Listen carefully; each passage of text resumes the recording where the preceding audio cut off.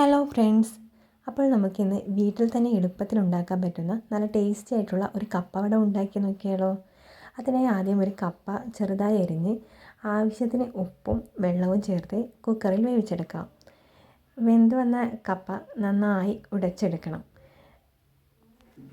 കപ്പ നല്ലോണം ഉടഞ്ഞാൽ മാത്രമേ നമുക്ക് എളുപ്പത്തിൽ കുഴച്ചെടുക്കാൻ പറ്റുള്ളൂ. ഉടച്ചു വെച്ച കപ്പയിലേക്ക് സവാള അരിഞ്ഞത്, ഇഞ്ചി, പച്ചമുളക്, കറിവേപ്പില അരിഞ്ഞതും അതിൻ്റെ കൂടെ കുറച്ച് അരിപ്പൊടി ഇട്ട് കുഴച്ചെടുക്കണം. അതിലേക്ക് ആവശ്യത്തിന് ഉപ്പും ചേർത്ത് വീണ്ടും കുഴച്ചെടുക്കുക. നന്നായി കുഴച്ച് ഈ ഒരു രൂപത്തിലാവുമ്പോൾ നമുക്ക് ചെറിയ ഉരുളകളാക്കി വടയുടെ ഷേപ്പിലേക്ക് മാറ്റിയെടുക്കാവുന്നതിന്. അങ്ങനെ കുഴച്ചെടുത്ത എല്ലാ മാവും വടയുടെ ഷേപ്പിലേക്ക് ആക്കി വെച്ചിട്ടുണ്ട്.